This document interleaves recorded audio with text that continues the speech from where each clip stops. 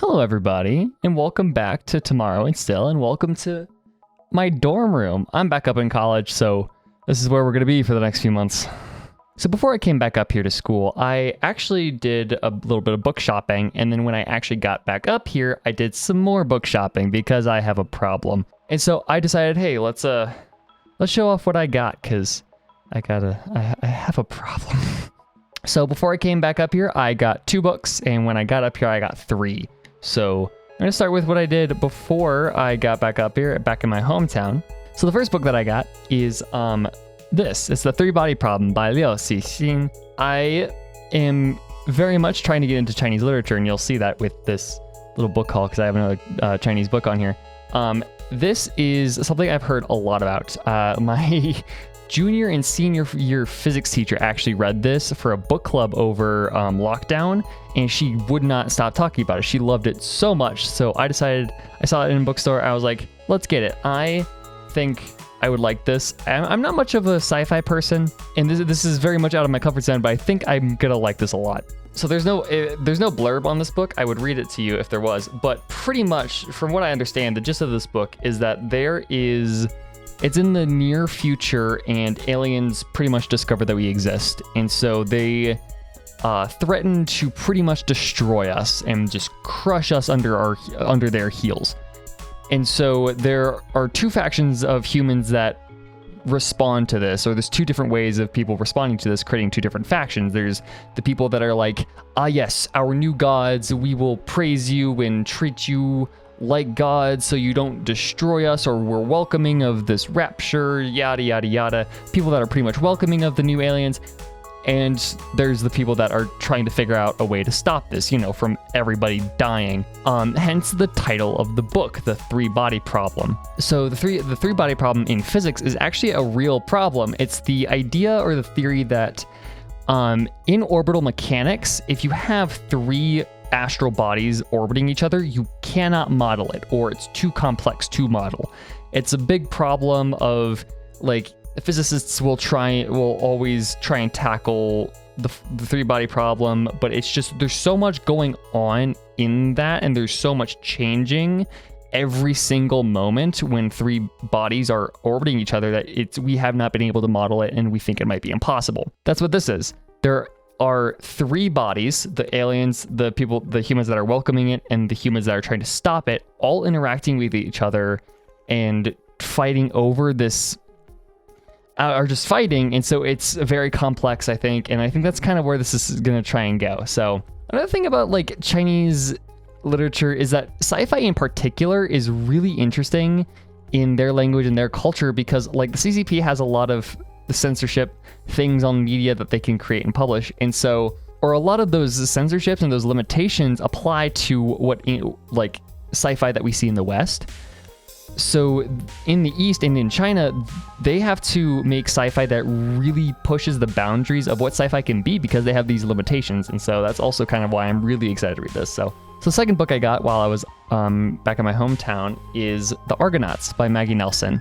So this is a thin baby. It's like only 140 pages. It is really short. So it's a memoir, but it's a little bit more than that. I started reading it. I have a bookmark in. And from what I read, it's almost like a prose poem, in that it has such a gorgeous, like, very modern, postmodern style exploration of both, Maggie Nelson's life, but also her experiences with her femininity and queerness and sexuality and all that stuff. And so, like, she has a lot, from what I've seen so far and from what I've read so far, she brings up a lot of, like, quotes from actual, like, proper queer theory studies and works seminal to queer theory. But I'm not very much into this, but as a queer person myself, that's kind of the personal experience, and the language that she uses to describe her experiences are really fascinating to me. I'm just curious as to, like, some of the other things that she has to say, because there are some beautiful lines even in the first 30 pages that I read. I feel like this book is kind of pushing my boundaries even more so than like The Three Body Problem, because I'm not a memoir person. I'm very much not a nonfiction person, but I feel like the fact that this is written kind of more along the lines of a prose poem is really what has me interested. And my God, so far, it is phenomenal. I am so excited to read more of this. This book is also kind of pushing my desire this year to not read stuff by old white men. I had that problem last year. I read way too many books by old white men, and so this and most of these books are like this and another one of these books are really pushing that objective. This is a very good addition to my like diversification of my reading. So yeah. Okay, so a few days back, me and my friends went to this little used bookstore that is in my college town. It is gorgeous. It's like exploring the stacks of an ancient library. That place is awesome. I love it. And so I got 3 books while I was there. So the first book that I got is Red Sorghum by Mo Yan. This book is probably one of the reasons why Mo Yan won his Nobel Prize in literature. Mo Yan is a Chinese author. He is probably one of the most important Chinese authors that are living today. I have this very express interest in getting into Chinese literature because we don't see it very much here in the West. We don't hear much about Chinese literature. We get all of these, European and Spanish translations and all of these like works from French and German, and we get more like Arabic and Eastern and like Egyptian and some more African than we get Chinese. I really want to get into the little bits of Chinese literature that we're starting to get here in the West now. And so this is probably one of the most important works of that kind of literature. So this book, let's read the back. Spanning 3 generations, this novel of family and myth is told through a series of flashbacks that depict events of staggering horror set against a landscape of gem-like beauty, as the Chinese battled both Japanese invaders and each other in the turbulent 1930s. Alleged in China, where it won major literary awards and inspired an Oscar-nominated film, Red Sorghum is a book in which fable and history collide to produce fiction that is entirely new and unforgettable. So yeah, this book struck my fancy in particular, mostly because it feels like something that I would read normally, but from China, because I am a huge fan of American literature and just kind of the vibes and feel that American literature brings. That's why I love Faulkner so much, or part of the reason. And so this kind of feels like something I would get from American literature, but from elsewhere in the world. And I love that so much. And that it intrigues me so much. I've also heard that it's a very gorgeously written book, or at least the translation is really, really solid. And I do love Chinese translations. So a long time ago, I read a story, a book, it's a memoir called Our Story by Rao Pingru, and I loved it, and it was so gorgeous, and the translation was so good. And I do, like, from what I can tell, I think I love Chinese translations, and from what little I've read of this so far, it is beautiful. Like, let me read one of the first few paragraphs here. Heaven and earth were in turmoil, the view was blurred. By then, the soldiers' muffled footsteps had moved far down the road. Father could still hear them, but a curtain of blue mist obscured the men themselves. Gripping tightly to Commander Yu's coat, he nearly flew down the path on churning legs. Grandma receded like a distant shore as the approaching sea of mist grew more tempestuous. Holding on to Commander Yu's coat was like clinging to the railing of a boat. I just think it's very gorgeously written, and I'm very excited to get to this book. So, Red Sorghum. So next up are 2 books that I don't necessarily have an intention to read very, very soon, but I do want to read them eventually, and I mostly got them just to have them on my bookshelf more than anything. Yes, I intend to read these 2 books, but that's far in the future, and I just mostly want these just to have them. So keep that in mind. So the first of these 2 books is Moby Dick. So this is a Barnes & Noble, I think. I see these a lot of Barnes & Noble, at least. Like World Cloud Classics editions with these like rubbery, soft, but also hardcover editions. These are gorgeous editions. My mom has a few, like Jane Austen one of these. I think they're gorgeous. I've wanted one of these so badly, and this was in this used bookstore for only like $8. So it was worth it because I think these are like 20 something in like at Barnes and Noble or whatever. So yeah, and it's a thick one. It's Moby Dick. So yeah, I've always wanted to read Moby Dick. One of the things that really attracts me to books, and one of the things that really sells me on books, is very beautiful, poetic writing style. I'm not the biggest fan of poetry, but what really drives me to poetry whenever I do read it is the use of language and the experimentation and just the beauty of it. And I love literature and prose that is written like that. That's written with that same beauty and flow that poetry can have sometimes. That's why I love Faulkner. That's why I love Toni Morrison. That's why all of my favorite books are books that are written with such luminescent prose.